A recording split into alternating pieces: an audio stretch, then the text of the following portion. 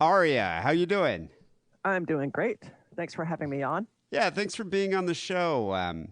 I gotta say, congratulations on Oh, thank you. winning the Republican nomination for Cheshire County Sheriff in Keene, New Hampshire. And I think the reason why it's so impressive is that you're a transgender anarchist Satanist who won That's the correct. Republican nomination for county sheriff. How did this happen? Well, I ran as a libertarian in 2018, so I would have Oh, so expected that. second time. Yes, I would have expected that most of the Republicans had some level of familiarity with me. And of course, then I had three opponents. There was the Republican candidate Earl Nelson and the Democratic incumbent Eli Rivera. Hmm. So I didn't do especially well. I did the best in New Hampshire of any libertarian running in a three-way race, but I didn't win. I didn't even come close to winning. But this year, for whatever reason, Earl Nelson decided that he's done. He didn't file to run for office. And because of the results of the 2018 Libertarian gubernatorial election, Libertarians lost major party ballot access, which meant that if I wanted to run for sheriff as a Libertarian again, I would have to go out and collect signatures, petition, do all of that kind of stuff. Or Oh. I could just change my registration to Republican and use the political apparatus that they already have in place to serve my own ends. And so you ended up just by doing that, you ended up getting the signatures you needed, or No, you I didn't have to get you didn't have to signatures. do it. No, all I had to do was go to Concord and pay $10 and fill out their form. And so you ran unopposed then for the Republican nomination. Correct. Wow, that's Because for great. whatever reason, Earl Nelson didn't. And And I so, expected, uh, go ahead. but you still have to compete in the general election against the incumbent, Eli Rivera, the Democrat, right? Correct. Okay. But still, it's very incredible that that you're able to, I guess, run unopposed and have 4,000 Republican votes. Yeah, that was what surprised me most. I expected like 35 to 50 votes. I expected most people would go in there and write in Earl Nelson. And then actually, I expected most people would not vote at all in this particular race, but hey, they did. I expected to get between 35 and 50, and I expected Earl Nelson to get between 35 and 50. Instead, the results just completely stunned me.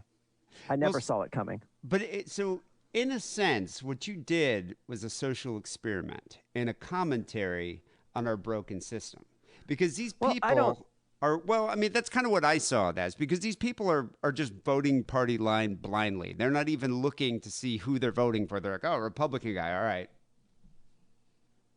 Yeah, I don't.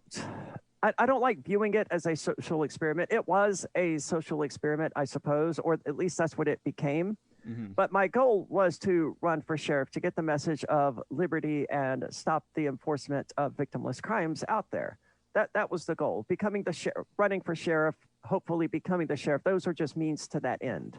So inadvertently, you ended up making a commentary on people who just vote party lines without doing any research on a candidate. Yes, that was accidental. I started seeing people being really mad at me, and I was like, this is stupid. Why are they mad at me? I didn't do this. They did it. They did this to themselves.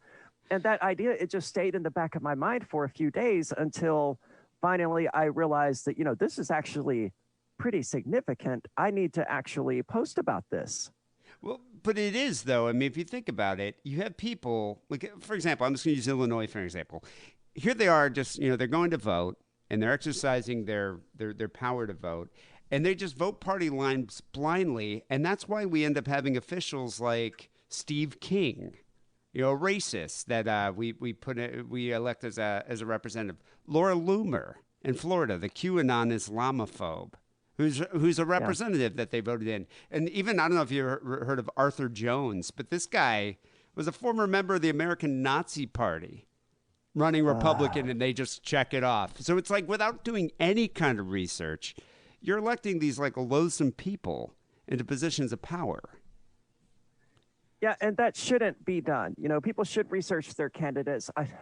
It's scary to see just how bad some of these people can be, but Yeah. we shouldn't be surprised when so many Republicans are supporting the freaking Democrat Donald Trump, and so many people are supporting the freaking neocon Joe Biden just blindly. Oh, because he's got an R next to his name, or because he has a D next to his name.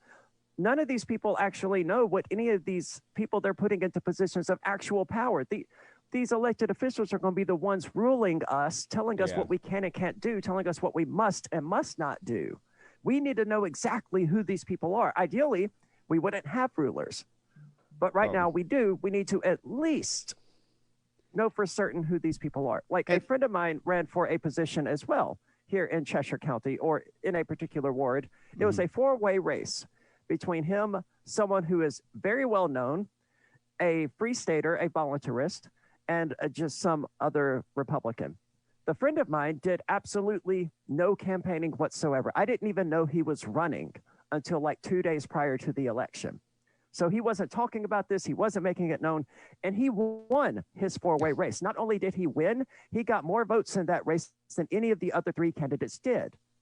Oh, and he was actually running against other people. How do you think that happened? I don't know. I wish I knew, but it's insane. It's clear that people hire his campaign manager. Well, he didn't have one. I mean, he didn't do any campaigning. He didn't talk about it publicly. No one went in there. I went in there knowing who he was and supporting him, but I know him outside of all of this. But the vast majority of people, I think he got something like 400 or 500 votes. They could not possibly have known anything about him. Yeah, but, I mean, yet he won. It is bizarre. So tell me about when you won, and these Republicans who gave you 4,000 votes realized that they just voted for a transgender anarchist Satanist. What happened? Were they shocked? Did you receive a lot of backlash? Most of the backlash that I got wasn't actually delivered to me. I mean, they were posting in their county level, or not the county level, their town level Republican groups that I'm not a member of, or to secret emails lists that I'm not part of. I'm sure they're not happy about it, but very few of them are actually coming out to say anything to me directly, either, in person or online, because they probably realize that this really is their fault. And a lot of the Republicans probably do support me and my positions, and they probably will vote for me because New Hampshire is weird. It's the live free or die state, and it has a very strong libertarian bent already.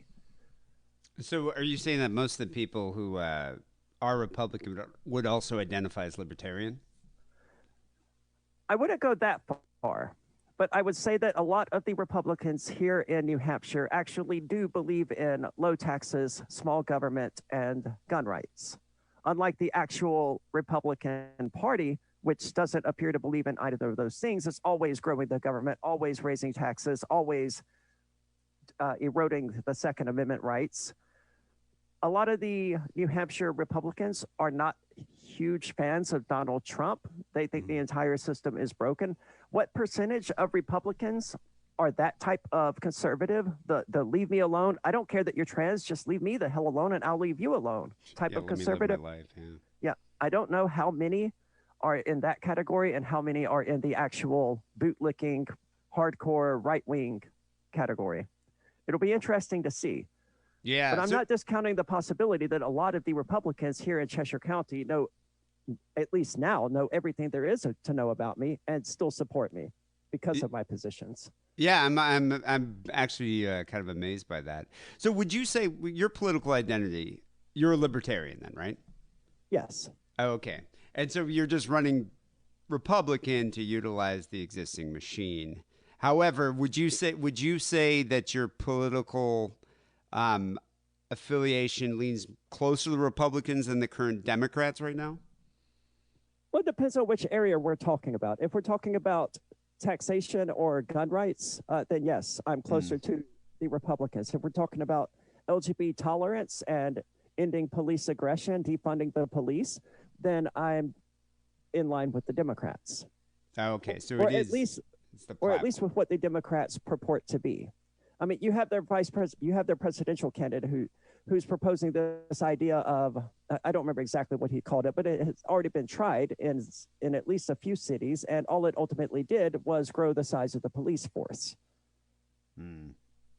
But meanwhile, the disarm the police, the defund the police crowd are going to vote for him because they don't know that the policies that he's talking about have been tried And it's clearly designed to grow the police force. That's what it does. That's what it did. And it sounds like the other side, Trump is trying to militarize the police force. So Yes. seems like you're damned if you do, damned if you don't. So let's talk about your fuck the police platform. And that's and you've been very, brash and open about this. So if you're yes, that's on my campaign signs. Yeah, fuck the police platform is that is your campaign. So why run for sheriff? It almost sounds like it's like counterproductive. It's not counterproductive. And I wrote about this. This is my official platform that people can find at fpolice.com, EFFpolice.com. Mm-hmm. When I say fuck the police, I don't mean what the police are supposed to be. I don't mean fuck the guys out there who are trying to make the world a better place, who are investigating crimes where there are actual victims, who are, going to come and protect you if your house is broken into at 3 o'clock in the morning. I don't mean fuck that type of thing. Mm-hmm. I mean fuck the police as they are. Fuck the road pirates who are out there harassing people, pulling them over for victimless crimes, arresting them, kidnapping them, extorting them for crimes where there are no actual victims, who are oppressing us and telling us what we can and can't do on the basis of the state's demands when the state has no justification constitutionally or morally for those demands in the first place. Fuck those guys out there doing it. Fuck the police who are out there enforcing people from being able to sell loose cigarettes, which led to the death of Eric Garner in New York. Fuck that. Fuck that police system. I've never understood that. Like why you can't get loosies. Yeah. It made no sense to me. Because the government said so. Well, yeah. I don't understand. And we tobacco. have this we see this with the drug war, with prostitution. We see it all over the place with all of these, quote, crimes that don't actually involve victims. They're often used by police to just escalate a situation and lead to someone being killed or a prostitute getting raped in the back of a police car. We have to stop enforcing these victimless crimes. Fuck the police when they enforce laws against victimless crimes. But I don't mean that. I don't mean fuck the police when we're talking about actual crimes where there are victims. I want them to be that. I want them to be the fine, upstanding, honorable people that citizens turn to when they're in trouble. But that's not what they are. Last night we talked on Free Talk Live about this mother of this 13-year-old child who called 911 because her autistic 13-year-old child was having a mental breakdown and she needed a mental health specialist to come out there and help. The police came out there armed and ended up shooting this 13-year-old kid as he walked away from them multiple times. He survived, thankfully, but he's in the hospital. Where was this? I don't remember the exact city. God. But it wasn't talked about heavily, but this just happened. And that, fuck those police. No, I mean, that demonstrates the problem with the system. Yeah, that is not what the police are supposed to be. And I don't want them to be that. I want them to be people that you can turn to when you need help. But you can't turn to them because they may show up and shoot you. They may show up and kill your 13-year-old kid. So how do you think, if you're elected, let's say you are elected county sheriff, how do you think you could change this? Well, the sheriff's departments here in New Hampshire don't actually do a lot of policing. There are a lot of small towns who contract with the sheriff's department to get some sort of police force there at certain times and, that kind of thing. And my deputies and myself, we would not enforce any laws against victimless crimes. If we saw somebody smoking a pot, we would just smoking a joint, we would just wave them on. If we saw them snorting cocaine, it was just, hey, okay, you're not hurting anyone. I don't agree with your decision to do cocaine, but you do you, man. Or might want to use a little tact, okay? Go to the bathroom or something. Yeah, or if they're out there, engaging in sex work, you're not hurting anyone. You do you. Doing a service, if you ask me. I would agree. But we don't actually have any power to keep the police from doing that. The best that we could do would be to police the police. When we see them pulling someone over, we pull over that cop and ask them why they're bothering this peaceful citizen who hasn't committed a crime. And that's what I want my deputies to do. That's what I would do as sheriff. I'm not going to make the deputies go out there and do that. I'm going to give them the option, but otherwise they can just sit in the office and, play Minecraft all day until there's an actual reported crime where there's an actual victim. Yeah, I mean, I guess it depends on what the definition of crime is, and how these police officers interpret it. Yeah, any violation of a law is technically a crime, but it shouldn't be a crime. And I'm not going to enforce the state's whims onto people unless there's an actual victim. Yeah, I gotta say I agree with that. So, you've demonstrated, I mean, inadvertently, obviously, accidentally, that a lot of voters are ignorant about who they're voting for, and the system doesn't really, I mean, cannot compensate for this. So, do you think our system is broken right now and beyond repair? Yes, and I would hope that most people would agree with me now. I think my victory proves that it's broken beyond repair because these are the informed and well-connected primary voters, right? These aren't your average voter. These people are supposed to be very educated about the people they're voting for. And yet they weren't. They clearly weren't. Or they're a lot more tolerant than we've been giving them credit for. One of those two statements, and the Republicans can take it whichever direction they want, but those are the two options here. They either have to admit that they blindly voted not knowing anything about candidates that they were voting for, or they have to say, no, we just have no objection to a trans Satanist anarchist running for sheriff. Yeah, I wonder how they feel about the Satanist part. So are you... But this isn't just happening here in Cheshire County. This is happening all over the world. Now we have ignorant people who know nothing about the presidential candidates and the Supreme Court justices who are voting for these people who are going to rule me here in Cheshire County, New Hampshire, because they rule the entire United States. The problem is so much bigger than people understand. And especially with Supreme Court justices. I mean, these people are elected for life. Yeah, I've never understood that. It would be bad if, the extent of the government was the governor, and I had ignorant voters here in New Hampshire deciding who was going to rule me. But it's so much worse than that. There's the federal government where we have ignorant voters in California, in New York, in Mississippi, in Arkansas, who are voting for the person who's going to rule over me. And they're all doing it in almost complete and total ignorance according to party lines. Yeah. No, I think being an informed voter is key. And, actually researching platforms and researching what these candidates stand for before you just blindly cast a vote. So tell me about, so you mentioned before that you are a Satanist and you're actually a high priestess in the Reformed Satanic Church. So how long have you been a Satanist? For a number of years. Yeah, at least 3 or 4 years. I mean, a Satanist is an atheist who's trying to make a religious freedom point, really. Because we don't believe in most Satanists don't believe in the existence of Satan or Lucifer or angels or any of this other nonsense. It's just a means to an end. And the end is religious freedom for everyone, not having a state-sanctioned religion. That's the end. The means for that is Satanism and, pushing back against Puritanism and Christianity. That's the Satanic Church, not the Church of Satan, right? Isn't there a discrepancy? There are a few different ones. There's also the Satanic Temple. I'm not entirely sure which one is responsible for doing what particular thing.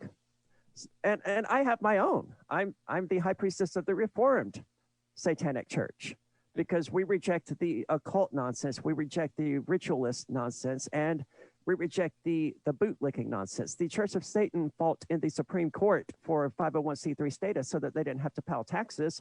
And then they went on to say that they proudly pay taxes.